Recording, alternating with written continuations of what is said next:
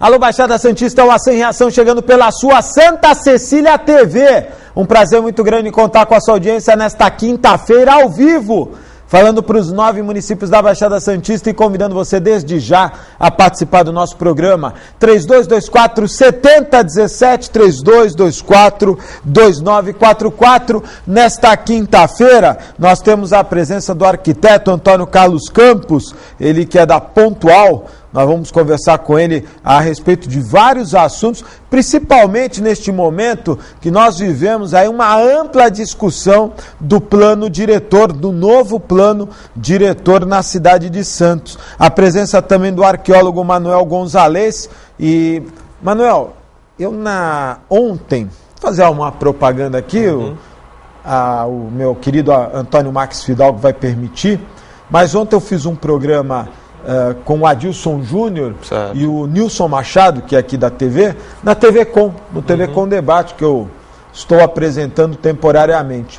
E num determinado momento, nós enveredamos para uma discussão que acabou até tendo uma participação muito grande de telespectadores, que é a questão do: vale a pena ter um imóvel tombado?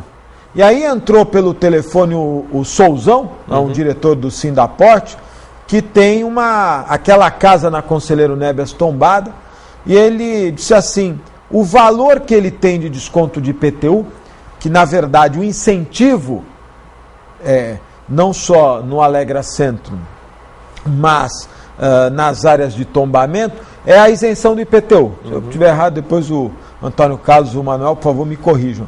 Mas ele disse assim: o que eu deixo de pagar de IPTU não ressarce o custo que eu tenho de manter o imóvel protegido. E no caso dele, ele não pode nem deixar abandonar e o imóvel se desfazer, porque ele mora com a família lá dentro. Boa tarde, obrigado por vir ao programa. Boa tarde, Augusto. Boa tarde, Antônio Carlos. Boa tarde, telespectador. Hoje em Santos eu não vejo com bons olhos você ter um imóvel tombado, Augusto. Justamente porque as leis de incentivo que nós estamos aqui dão pouco subsídio, dão pouco incentivo realmente para você estar mantendo um imóvel tombado. O que acontece na casa é o que acontece com outros imóveis que estão por aí, principalmente no centro da cidade.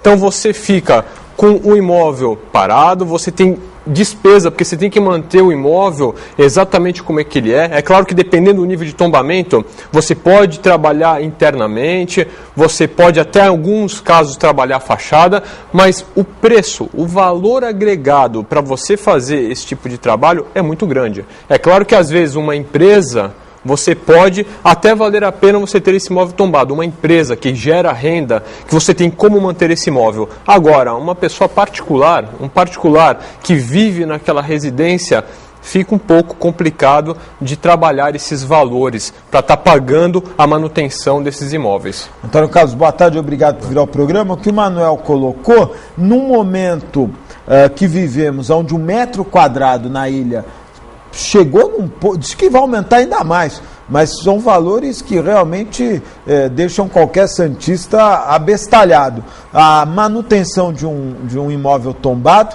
eu não sei se as regalias que é dado através do tombamento compensa. Boa tarde, obrigado por vir ao programa. Boa tarde a todos, boa tarde Augusto, boa tarde Manuel, a todos os telespectadores. A colocação do Manuel é perfeita, e depois agora com o complemento do teu comentário, eu diria que o assédio hoje financeiro e a especulação imobiliária está realmente aguçando e de uma certa forma acho que levando muito desconforto para quem tem o imóvel nessas condições, porque a base de troca simplesmente ele teria um benefício muito maior. Ou seja, se existe um benefício com os tombamentos, ou seja, com a preservação da história, é claro que o santista, de modo geral, vai usufruir disso, vai ter a contemplação, vai estar vendo o imóvel ali bonito, conservado, mas a que preço, a que custo? Eu acho que se existe esse interesse, eu acho que deveria haver, sim, então, uma normatização, leis que pudessem, inclusive, estimular mais os proprietários a manter, melhorá-los, inclusive, para que você vê alguns imóveis que são tombados, eu diria até fazendo uma brincadeira, quase que tombados de forma literal, derrubados porque ele não tem mais valor arquitetônico, ele não tem valor histórico para quem passa. Nós temos hoje uma rota turística dos bondes que passa por imóveis totalmente degradados, e imóveis que proprietários não investem porque o retorno realmente não é compensador. E a restauração ela é muito mais cara que uma construção, não é? Muito maior, porque a preservação te obriga a usar materiais e pesquisa. Ele é especialista, ele sabe disso. Você não pode intervir simplesmente caiando, como acontece às vezes em cidades do norte, que você vê vilas de casinhas todas coloridas, dá um aspecto alegre, bonito, mas não é aqui. Aqui você tem na questão do restauro, você tem 4, talvez, tons de cores da época que se permitia, você é obrigado a restaurar numa daquelas opções. Então, é muito difícil manter um imóvel, está sendo realmente difícil para quem tem o imóvel mantê-lo, e principalmente quando se pensa em algum tipo de investimento, ou seja, trazê-lo para um uso eficiente, você conseguir as autorizações perante os órgãos competentes. E tem um detalhe, viu? O Manuel falou dos vários tipos de tombamento. Eu sei de um caso que havia o tombamento externo, né? Mas também havia um tombamento interno. Eu não sei qual a graduação, não saberia dizer. Então, o pé direito alto. Então, o cara tem dificuldade de climatizar o ambiente. O cara tem dificuldade de trocar segurança, janelas, essa coisa toda. Quer dizer, acaba limitando. Que vai ter um momento que o proprietário vai dizer, não, então o Estado que cuide, né? Essa que é a maior preocupação, porque agora existe ainda uma retaliação do Estado se você abandona. Você sofre uma ação punitiva, por isso é obrigado a fazer. A exemplo do que aconteceu recentemente. Se a pessoa não tiver condições, Antônio Carlos? Vai ficar, e é o que está acontecendo, as pessoas abandonam porque não há interesse, você não tem o retorno comercial. Você lembrou de coisas importantes, hoje você fazer a segurança, é muito mais fácil você morar num edifício residencial, num edifício onde você tem uma porta, onde tem porteiro, quer dizer, a gente procura dificultar o acesso de outras pessoas. Agora numa casa, num sobradão, imagina você implantar sistemas de segurança eficientes, o quanto não custaria isso, e sem intervir, obviamente, se for um nível de tombamento 1, que você não pode mudar absolutamente nada. Aí fica complicado, realmente. E nós estamos vivendo agora esse momento, viu, Manuel? O Armênio Mendes adquiriu o hotel Avenida Palace, não é? E tem um projeto. Só que ele tem que preservar a fachada do empreendimento. Mas o promotor, o Dauri, já disse que não é bem assim, não. Ele tem que preservar mais do que a fachada. Preservação é mais ampla. Eu tive aqui, eu estou ficando velho, viu, Manuel? Antônio Carlos, estou começando a ter os famosos atos falhos. Sim, você estava aqui presente com o presidente do... O Zé Manuel. O Zé Manuel, presidente do Condepasa e do FANS, né? Ele é do Condepasa também? Ele é do Condepasa Condepasa e da FANS. Da FANS, que é a Fundação Aqui Viva Memória. E nós mostramos aqui um extrato de algum tombamento, que eu não me lembro. Foi ali da Unisantos. Da Unisantos, que é a polêmica do muro, né? Isso. Quer dizer, agora me recordo bem. E ali estava dúbio também, né? Não deixava muito bem, não deixava tão claro assim. Eu particularmente acho que a gente tem que tomar muito cuidado para não impedir o desenvolvimento da cidade, né? Augusto, porque você tem, como estamos falando, tem vários níveis de tombamento.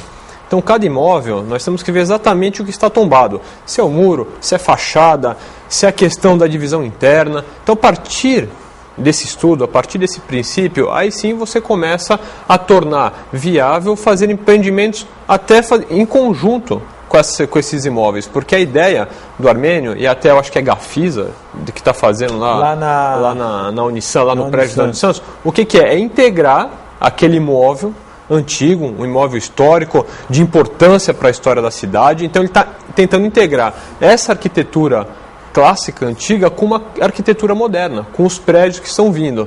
Então, você pode trabalhar essa questão, porque já que nós estamos nesse desenvolvimento, em algum momento você vai esbarrar nessas questões e você vai parar esse desenvolvimento. Você não vai mais conseguir subir prédios, trabalhar toda essa questão. É claro que nós temos que controlar esse nível, essa expansão urbana que acaba até mesmo destruindo esses bens, que não vejo que é o caso desses dois imóveis. Então, claro, sentar com o Ministério Público, sentar com as lideranças, com o pessoal do Condepasa, com a Prefeitura e tentar fazer planos para, da melhor forma possível, fazer essas construções e preservar também. Porque muitas vezes, Augusto, você fala assim, vai construir atrás dessas edificações, vai estragar. Não, às vezes você pode... A Caixa Econômica fez isso. A Caixa Econômica preservou o prédio e construiu um prédio antigo atrás que não interfere.